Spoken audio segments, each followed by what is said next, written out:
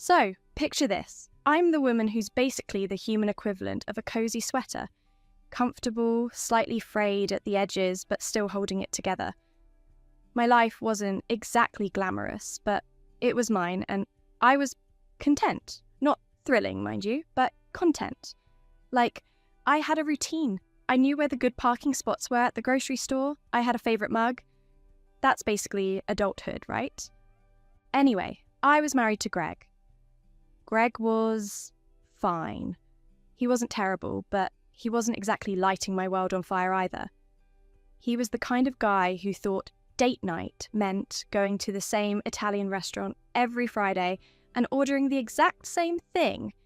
Chicken parmesan, no parsley, extra marinara on the side. Romantic, right? But hey, I loved him. Or at least, I thought I did. Looking back, maybe I just loved the idea of him. Or maybe I just loved that he didn't judge me for eating an entire pizza by myself while watching the Great British Bake Off. Love is complicated, okay? Greg had his quirks, though. Oh boy, did he have quirks. For starters, he was obsessed with organisation, and not in a cute, let's colour code the bookshelf kind of way. No, this man had a system for everything. Our pantry looked like it belonged in a museum exhibit titled The Neurotic Mind of a Middle-Aged Man. Everything was labelled, alphabetised, and arranged by expiration date. Once, I moved the canned soup to a different shelf, and you'd think I'd committed a war crime. He spent an hour reorganising it while muttering under his breath like a mad scientist. I'm pretty sure he had a spreadsheet for the spice rack. A spreadsheet. But, I loved him. Or at least I tolerated him. We had our little routines, our inside jokes, our shared Netflix queue. It wasn't perfect, but it was ours. Or so I thought. Let me paint you a picture of a typical day in the life of Maggie and Greg. I'd wake up, stumble into the kitchen, and make coffee while Greg was already at the table, reading the news on his iPad and eating a bowl of oatmeal that looked like it had been prepared by a robot.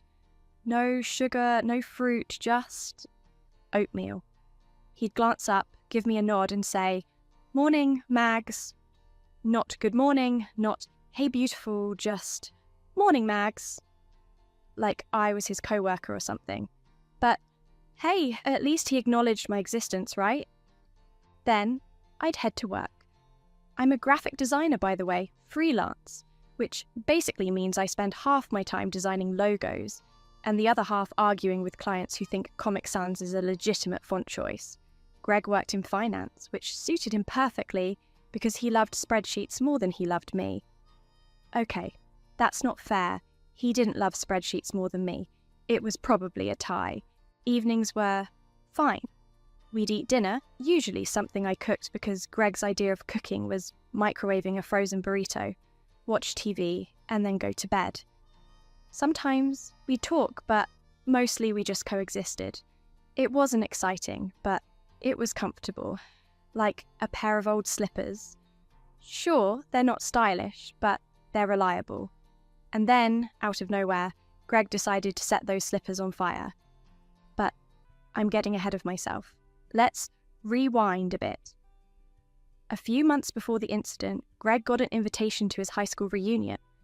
I didn't want to go. I mean, who actually wants to go to a high school reunion? It's just a bunch of middle-aged people pretending their lives are way more exciting than they actually are. But Greg insisted. He said it would be fun. Spoiler alert, it was not fun. So I put on a dress that made me look like a semi-functional adult, plastered on a smile, and went to the reunion with Greg. It was exactly what you'd expect. Bad punch, awkward small talk, and a DJ playing songs that were popular 20 years ago. Greg spent most of the night talking to his old classmates, including Jessica, his high school sweetheart. You know, the one who got away. Or, more accurately, the one who dumped him for the captain of the football team and then moved to another state. Yeah, that Jessica. I tried to be cool about it. I really did. But every time I looked over, Greg and Jessica were laughing like they were in some rom-com montage. Meanwhile, I was stuck talking to a guy who kept bragging about his timeshare in Florida. It was a long night. And then, a few weeks later, Greg dropped the bomb. He sat me down at the kitchen table, the same table where he ate his sad oatmeal every morning, and said the words that would change my life forever. "I'm leaving you for Jessica." Cue the record scratch. So, let's talk about the high school reunion. Because, of course, that's where it all started. The catalyst. The moment my life went from comfortably boring to what even is my life anymore. Greg got the invitation in the mail. Yes, actual mail, because apparently his high school class was still living in 1998. It was one of those fancy envelopes with cursive writing on the front, like it was a wedding invitation or a summons to jury duty. Greg opened it, read it, and immediately said, "We're going." I stared at him. "We?" "Yeah," he said, like it was the most obvious thing in the world. "It'll be fun." Fun. High school reunions are not fun. They're a minefield of awkward small talk, forced nostalgia, and people you haven't seen in 15 years asking you invasive questions like, "So, what are you up to these days?" while secretly judging you for not being a CEO or a reality TV star. But Greg was insistent. He said it would be a good opportunity to catch up with old friends. Translation: he wanted to show off his moderately successful life and his moderately attractive wife. That's me, by the way. So, against my better judgment, I agreed to go. I even bought a new dress for the occasion, a black number that made me look like I had my life together, or at least like I had a decent credit score. Greg wore the same suit he wears to every formal event, which is fine, I guess, if you're into the whole generic businessman aesthetic. The night of the reunion, we arrived at the venue, a banquet hall that smelled like stale bread and desperation. There was a sign at the entrance that said, "Welcome, class of 2005, in glittery letters, which was both tacky and vaguely threatening. Inside, the room was decorated with balloons and streamers, like someone had thrown a party for a 5-year-old and then forgot to clean up. There was a DJ playing hits from the early 2000s, which was both nostalgic and deeply depressing. Greg immediately started mingling with his old classmates, leaving me to fend for myself. I grabbed a glass of punch, which tasted like someone had dissolved Skittles in water, and tried to look like I was having a good time. Spoiler alert, I was not having a good time. The first person I talked to was a woman named Karen. Yes, her name was actually Karen. She was wearing a dress that was approximately 3 sizes too small, and had the energy of someone who had just discovered essential oils. She spent 10 minutes telling me about her small business. It was an MLM, and then tried to recruit me to sell leggings. I politely declined and made a mental note to avoid her for the rest of the night. Next, I ran into a guy named Dave, who kept bragging about his timeshare in Florida. "It's a great investment," he said, like I had asked for his financial advice. "You should really look into it." I nodded politely and pretended to be interested, but inside, I was screaming, "Please, someone save me." Meanwhile, Greg was having the time of his life. He was laughing and joking with his old classmates like he was the king of the reunion. And then, I saw her, Jessica. Greg's high school sweetheart, the one who got away. Or, more accurately, the one who dumped him for the captain of the football team and then moved to another state. Jessica was exactly what I expected. Tall, blonde, and effortlessly gorgeous. She was wearing a red dress that probably cost more than my monthly rent, and she had a laugh that sounded like wind chimes. She was the kind of woman who could make you feel bad about yourself just by existing, and Greg was loving it. I watched from across the room as Greg and Jessica talked and laughed like they were the stars of their own rom-com. Every time I tried to join the conversation, Jessica would give me a polite smile and then immediately turn her attention back to Greg. It was like I was invisible. Or worse, like I was the third wheel in my own marriage. At one point, I overheard Jessica say, "Greg, you haven't changed a bit." And Greg replied, "Neither have you, Jess." Cue the eye roll. I mean, come on, that's straight out of a bad movie. But Greg was eating it up. He was grinning like an idiot, and I could practically see the wheels turning in his head. What if? What if? What if? I tried to shake it off. I told myself it was just nostalgia, that Greg was just catching up with an old friend. But deep down, I knew something was off. Greg had this look in his eyes, a look I hadn't seen in years. It was the look of a man who was remembering what it felt like to be young and carefree and in love. And it wasn't directed at me. The rest of the night was a blur. I drank too much punch, made awkward small talk with people I barely remembered, and tried to ignore the growing pit in my stomach. Greg, on the other hand, was having the time of his life. He was the life of the party, the king of the reunion, the guy who had it all. And I was just there. When we finally left, Greg was buzzing with excitement. "That was great," he said, like he had just won the lottery. "Did you see Jessica? She looks amazing." "Yeah," I said, forcing a smile. "She looks great." And that was it. That was the beginning of the end. So, let's fast forward a few weeks after the high school reunion. Life had gone back to normal. Or at least, what passed for normal in my world. Greg was back to his usual routine, eating his sad oatmeal, organising the pantry like it was a military operation, and generally being Greg. I, on the other hand, was trying to forget the whole reunion debacle and move on with my life. Spoiler alert, that didn't happen. One evening, after a particularly long day of dealing with clients who thought, "I'll know it when I see it" was a valid design brief, I came home to find Greg sitting at the kitchen table. He had that look on his face, the one that said, "We need to talk." You know the look. It's the same look your boss gives you right before they say, "We're going in a different direction." It's the look that makes your stomach drop and your palms sweat. It's the look that says your life is about to change, and not in a good way. I sat down across from him, my heart pounding like I'd just run a marathon. "What's up?" I asked, trying to sound casual. Like maybe he just wanted to talk about the weather or the fact that we were out of milk. Greg took a deep breath, which is never a good sign. "Maggie," he said, "there's something I need to tell you." Cue the record scratch. My mind immediately started racing. Was he sick? Did he lose his job? Did he finally realise that organising the pantry by expiration date is not a normal human behaviour? But no, it was none of those things. It was worse.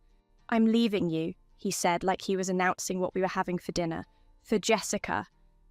I stared at him, waiting for the punchline. Because this had to be a joke, right?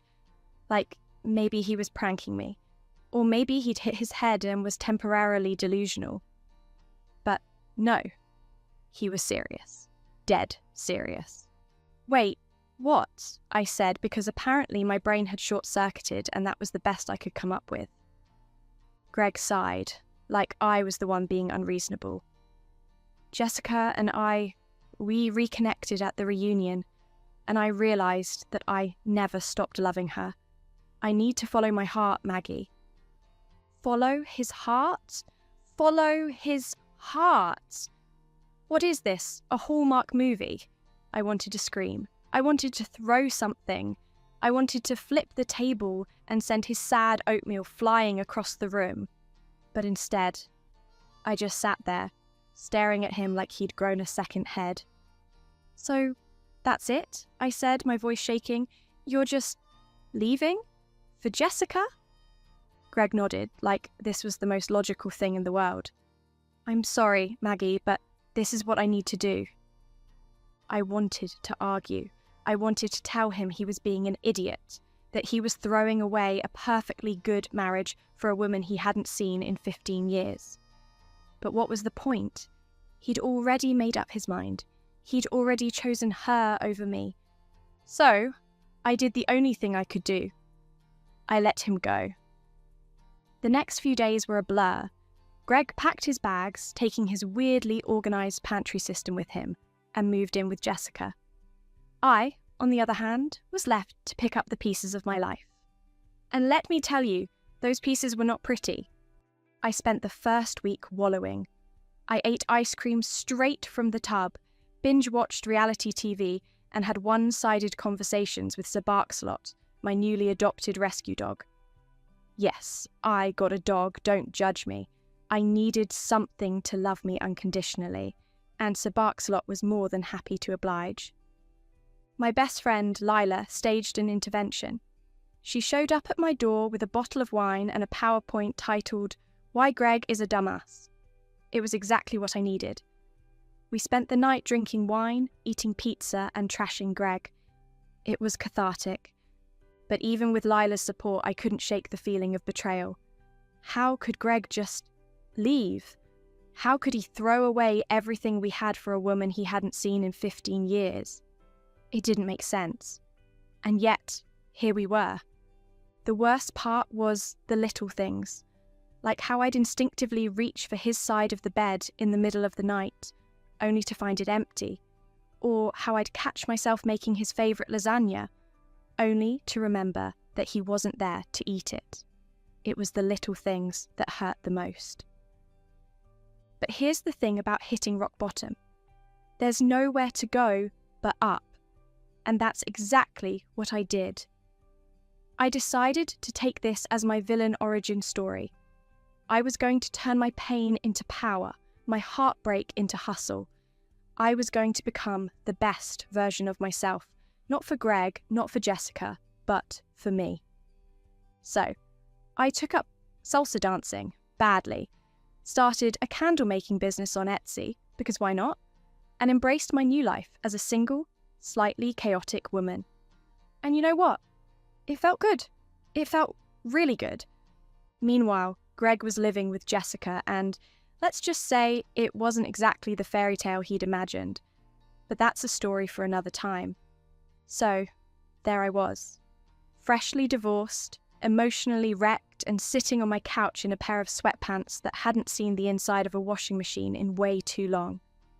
Greg was gone, off living his new life with Jessica, and I was a mess. A hot, sticky, ice cream-covered mess. The first week after Greg left was a blur. I didn't leave the house. I didn't answer my phone. I didn't even bother to brush my hair. I just sat on the couch, surrounded by empty ice cream containers and crumpled tissues, and wallowed. And let me tell you, I wallowed hard. I binge-watched every reality TV show I could find. Real Housewives, 90 Day Fiancé, Love is Blind.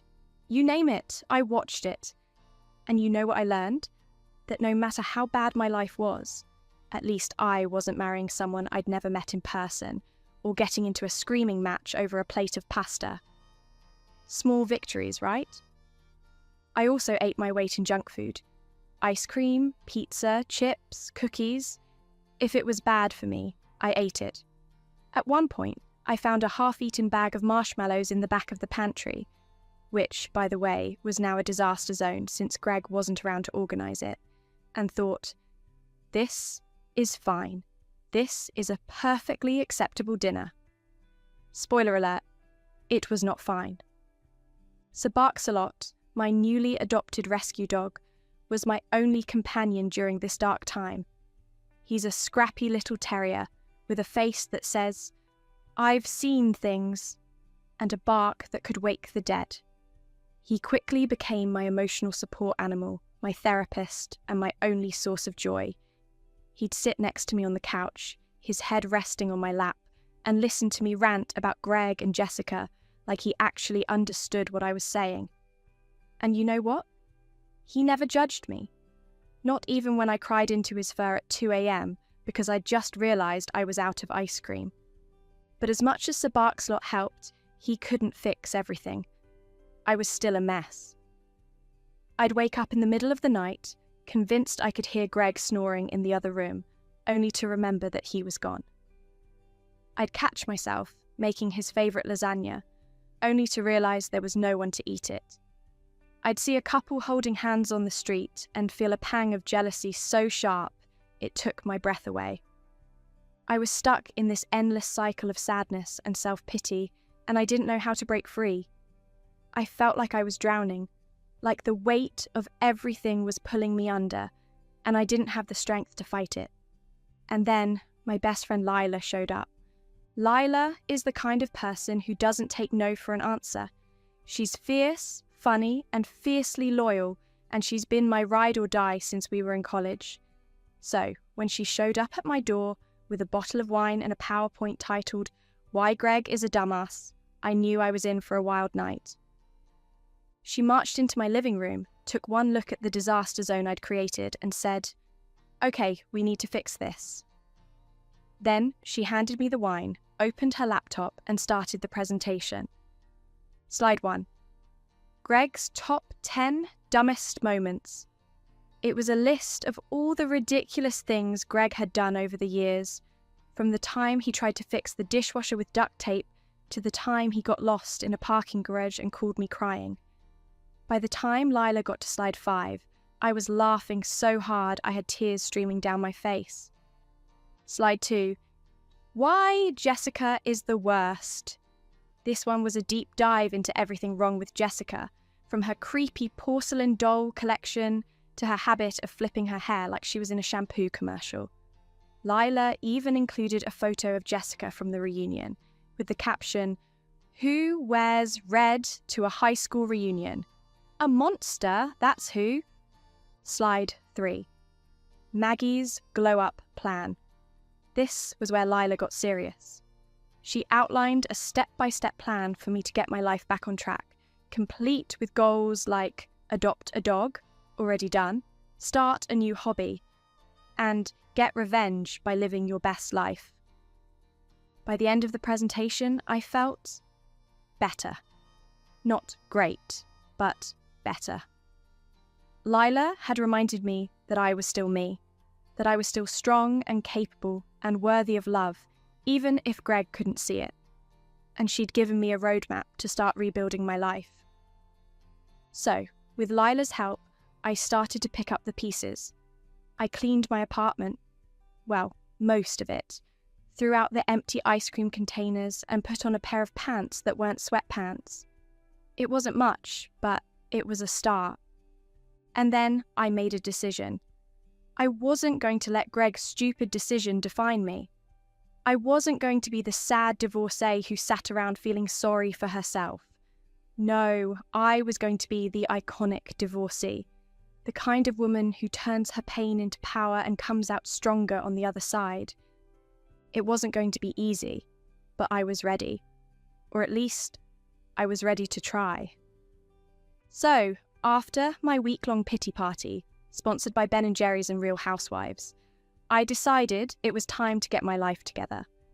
Or at least, time to pretend I was getting my life together.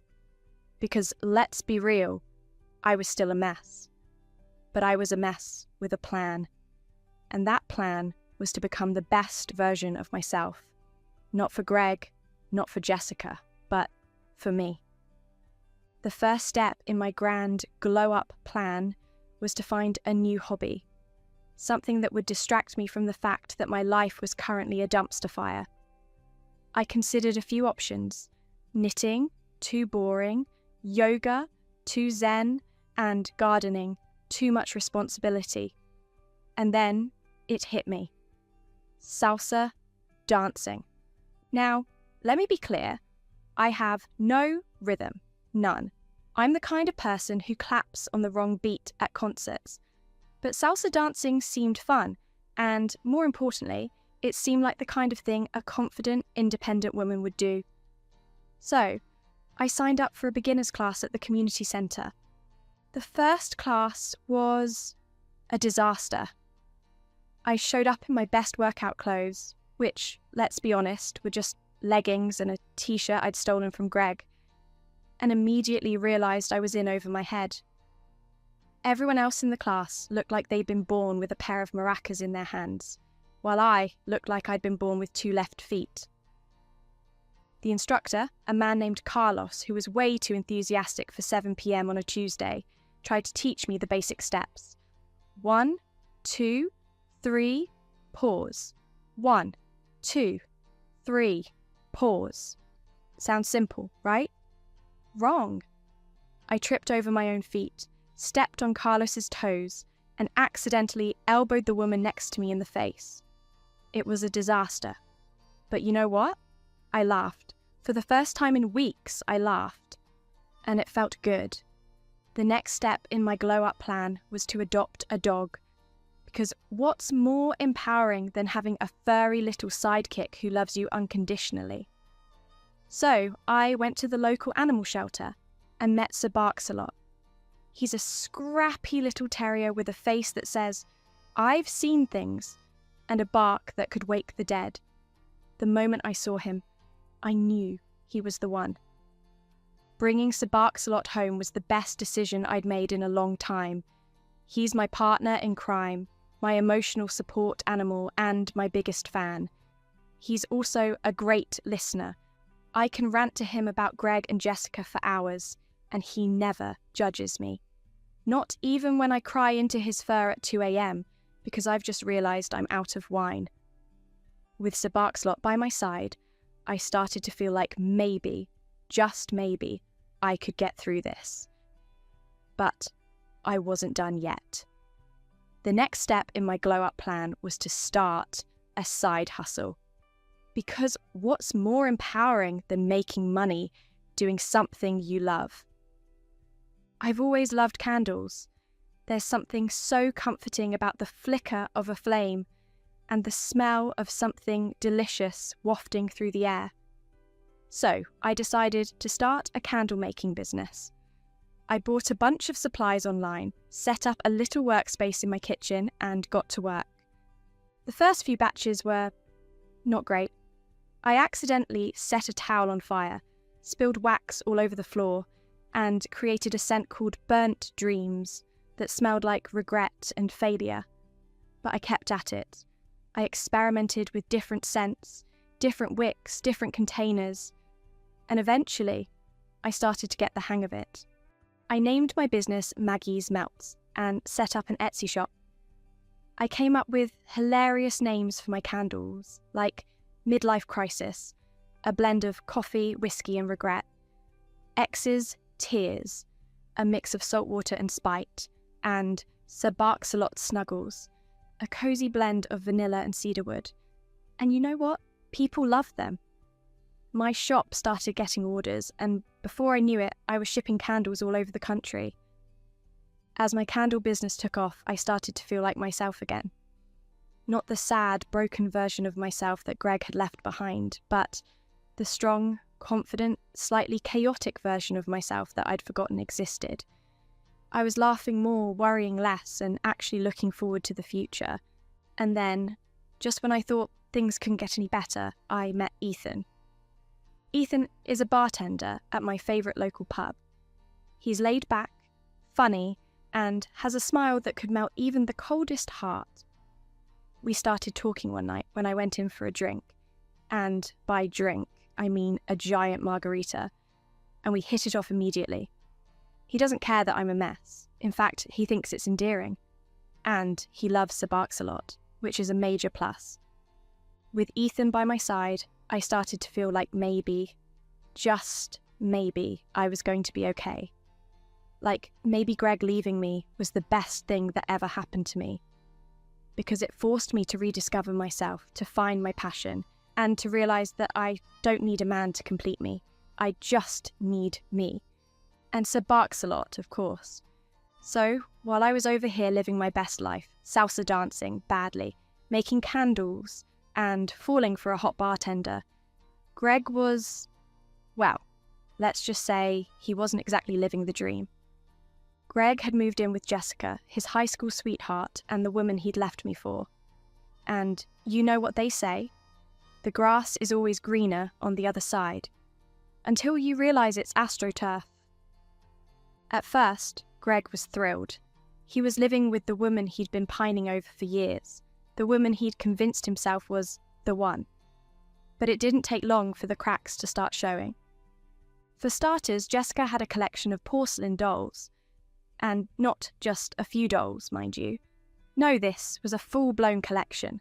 Dozens of them, all staring at you with their creepy, unblinking eyes.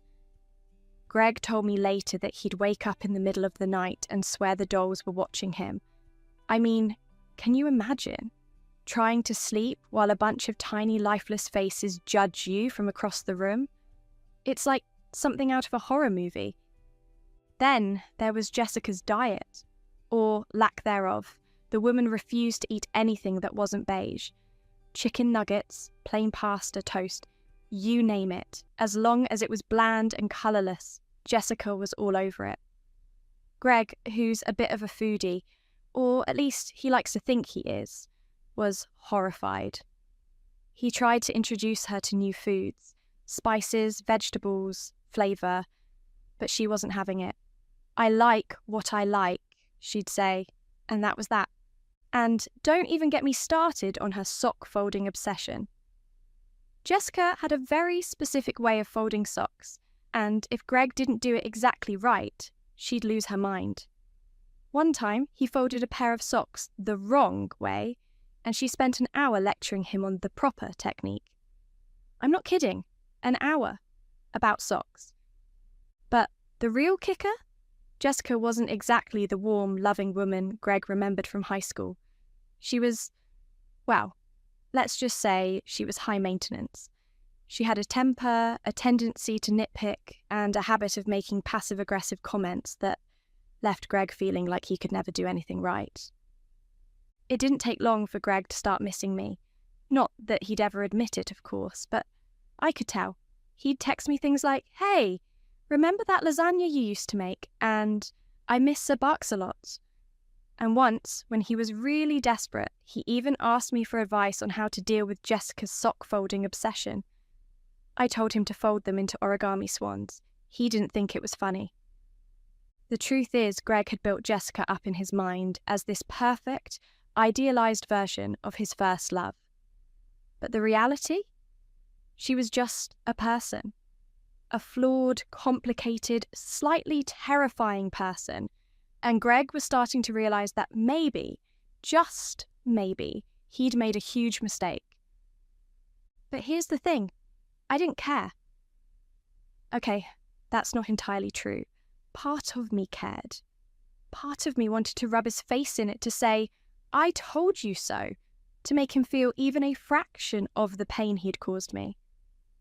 But the bigger part of me, the part that had salsa danced her way through heartbreak and built a candle empire from scratch, that part of me was too busy living my best life to worry about Greg. Because here's the thing about hitting rock bottom. It gives you a solid foundation to build something new. And that's exactly what I'd done. I'd taken my pain, my heartbreak, and my anger, and I'd turned it into something beautiful. Something that was entirely mine. And Greg? Well, he was just starting to realize that the grass isn't always greener on the other side. Sometimes it's just AstroTurf. So, after months of thriving, living my best life, and basically becoming the Beyoncé of candle making, Greg finally worked up the courage to ask if we could talk. I'll admit, I was curious. Not because I missed him or anything. Oh no, I was way past that. But because I wanted to see the look on his face when he realized what he'd lost. So, I agreed to meet him. We met at a coffee shop because apparently Greg thought neutral ground would make this whole thing less awkward. Spoiler alert, it didn't. I showed up looking fabulous, because of course I did. I was wearing my favourite jeans, a cute top, and a pair of boots that made me feel like a badass. Sir Barks-a-Lot was with me, because, let's be real, he's my emotional support animal, and I wasn't about to face Greg without him. Greg, on the other hand, looked rough. His hair was a mess, his clothes were wrinkled, and he had the kind of dark circles under his eyes that only come from living with a woman who collects creepy porcelain dolls and has a meltdown if you fold the socks wrong. We sat down at the table, and for a moment, neither of us said anything. Sir Barks-a-Lot broke the silence by letting out a loud, judgmental bark, which made me smile. Finally, Greg spoke. "Maggie, I just wanted to see how you're doing." I raised an eyebrow. "Really? That's why you wanted to talk? To see how I'm doing?" Greg shifted uncomfortably in his seat. "Well, yeah, and I guess I wanted to say, I'm sorry." I leaned back in my chair, crossing my arms over my chest. "Sorry for what exactly?" Greg sighed, running a hand through his messy hair. "For everything. For leaving you. For not realizing what I had until it was gone. I'll admit, part of me wanted to feel sorry for him. He looked so pathetic, so defeated. But then I remembered all the nights I'd spent crying into Sir Barksalot's fur, all the times I'd questioned my worth because of what he'd done. And that part of me wanted to make him squirm. So I smiled sweetly and said, "Well, Greg, I'm doing great. Better than great, actually. I've got a new boyfriend who actually appreciates me, a booming candle business, and the best dog in the world. So, thanks for asking." Greg's eyes widened. You have a new boyfriend?" I nodded, enjoying the look of shock on his face. "Yep, his name's Ethan. He's a bartender. He's hot, he's funny, and he actually knows how to fold socks without having a meltdown. Oh, and he loves Sir Barksalot." Greg looked like he'd been punched in the gut. I didn't know." I shrugged.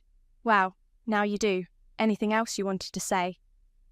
Greg hesitated, then said, I miss you, Maggie. I miss us." I leaned forward, looking him straight in the eye. "Well, Greg, that's too bad, because I don't miss you, not even a little bit. You made your choice, and now you have to live with it." Greg looked like he was about to cry, but I didn't care. I stood up, grabbed Sir Barksalot's leash, and said, "Good luck with Jessica. And hey, maybe try folding your socks differently. It might help." And with that, I walked out of the coffee shop, head held high, and Sir Barksalot trotting proudly beside me. So, let's talk about my victory lap.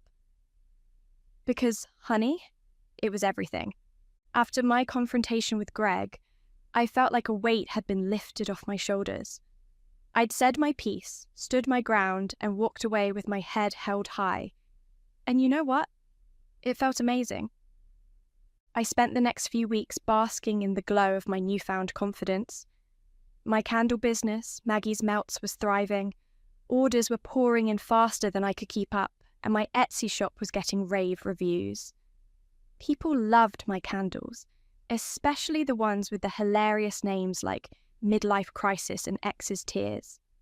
I even got a few custom orders from people who wanted candles named after their own exes. Pro tip, Cheater's Regret is a bestseller. Sir Barksalot was living his best life too. He'd become a local celebrity thanks to the Instagram account I'd made for him. At Sir Barksalot, if you're curious.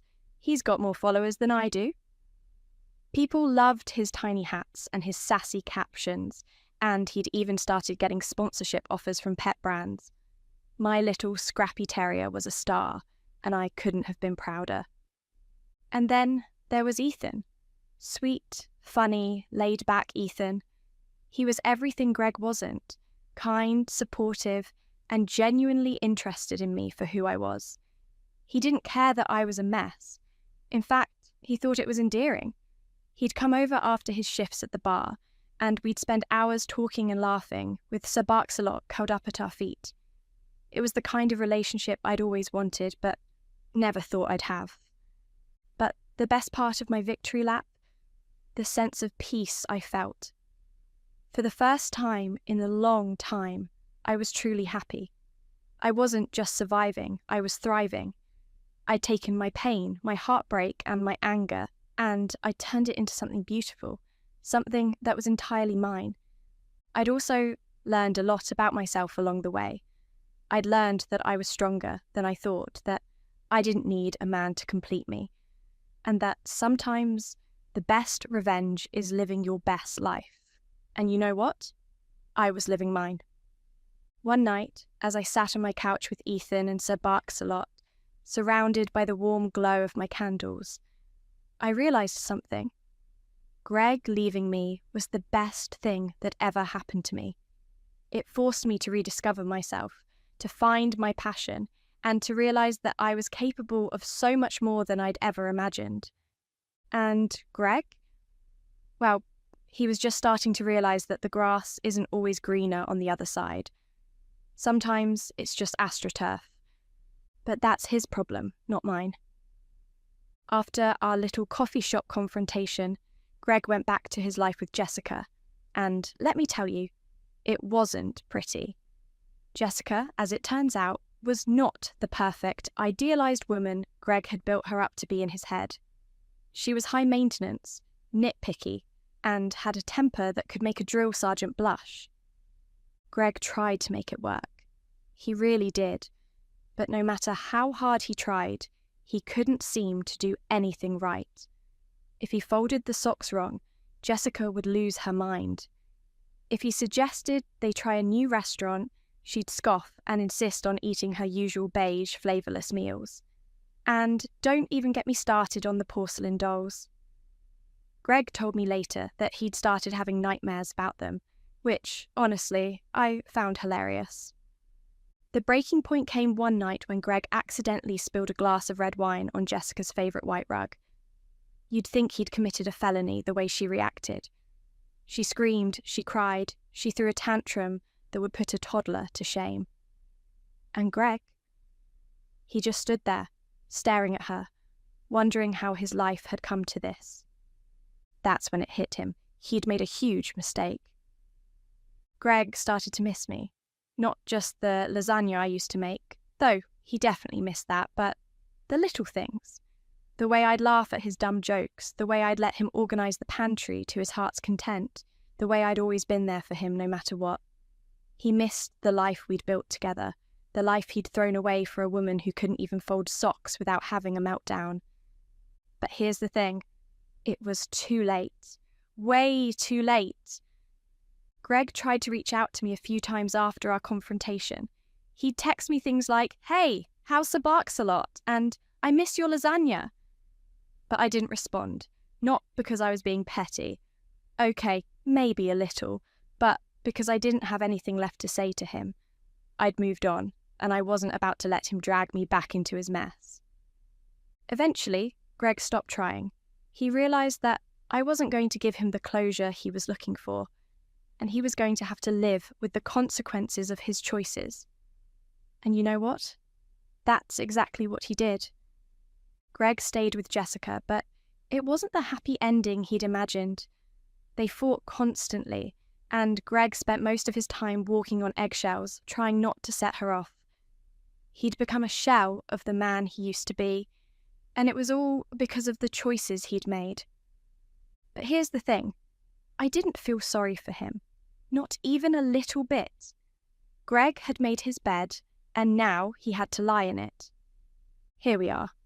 The end of the story. The part where I get to wrap everything up with a nice little bow and deliver the final punchline.